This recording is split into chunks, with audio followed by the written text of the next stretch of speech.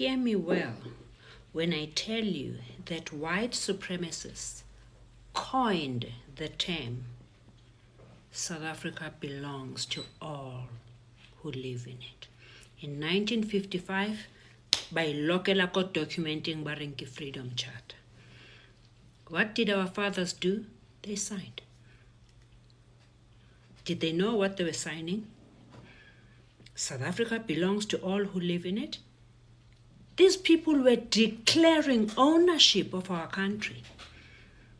And we clapped and agreed.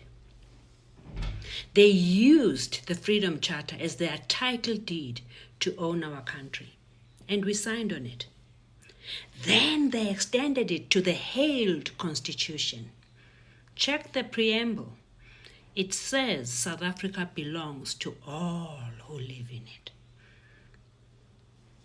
So let's look at this sovereignty of the Constitution now that makes it the superior law of the country. During apartheid, where was the sovereignty of South Africa? It was in Parliament. When they realize that they have no choice, they have to open Parliament for the majority of the country, which means they must give power over to black people. They took the sovereignty away from Parliament, put it in a small book, and they gave you an empty hall to go and fight inside. Parliament has no power. The Constitution is the head. It leads. They didn't even worry about what else you put in the Constitution. They had already established that South Africa belongs to all who live in it. And they knew you can't afford to buy anything in the country. So they did Section 25. And they said, if you want a slice, no matter how small, of this country, it's a free market. Pay for it. Do you have money to pay for land? No, you don't. So you will be in the periphery in a tin for the rest of your living days. And they say it's law. The sovereignty is taken from Parliament, is put in a small book called the Constitution, and the Constitution says South Africa belongs to all who live in it. And if you want any size of it, it's a free market. Bring money with. We'll give you the size you want. You'll never own anything in this country because they've taken it away from you. Sealed. Your fate is sealed and you signed it over.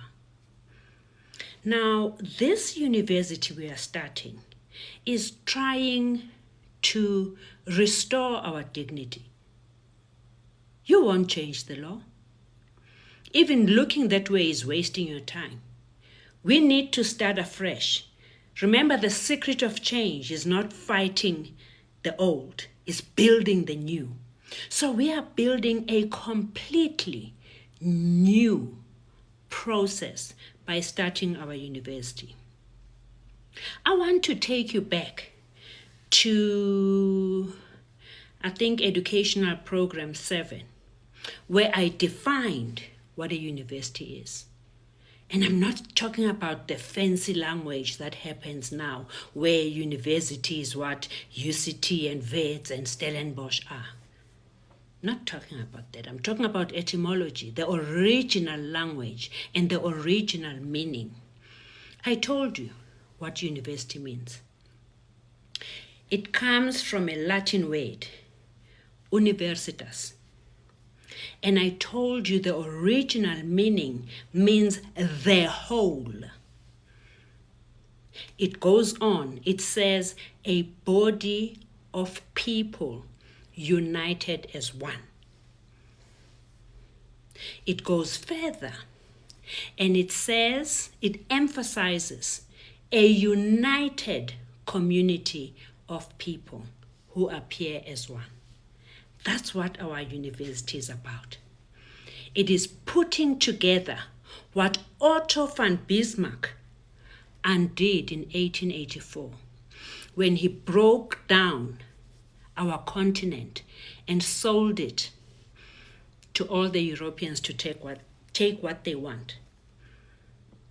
Playing the divide and rule, separating us as a people. So what are we trying to do at our university? The first thing we are trying to do is to bring us back as a people so that we are one.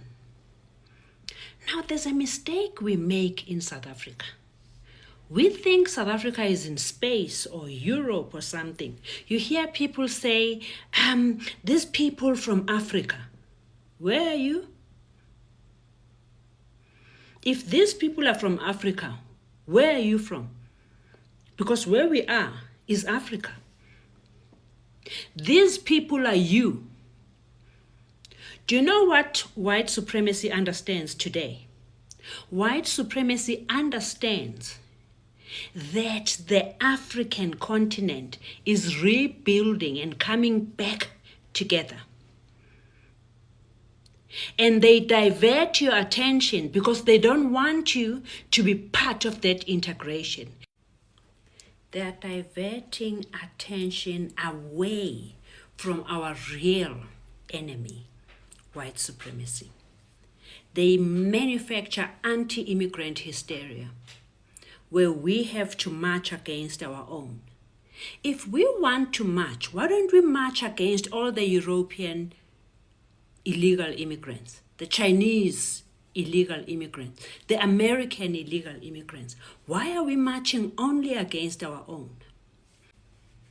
Who runs Home Affairs? Do you know now we have the highest rate of deportations in the history of South Africa? Who is being deported? Italians? No, Africans. Why? They don't want this integration. They want to maintain their management of our lives. And what do? We fall for it. How do we heal if we still allow colonial powers to incite black-on-black violence in our continent? Who do you think is going to help you? Italians. They want you to think you are kicking away other African countries.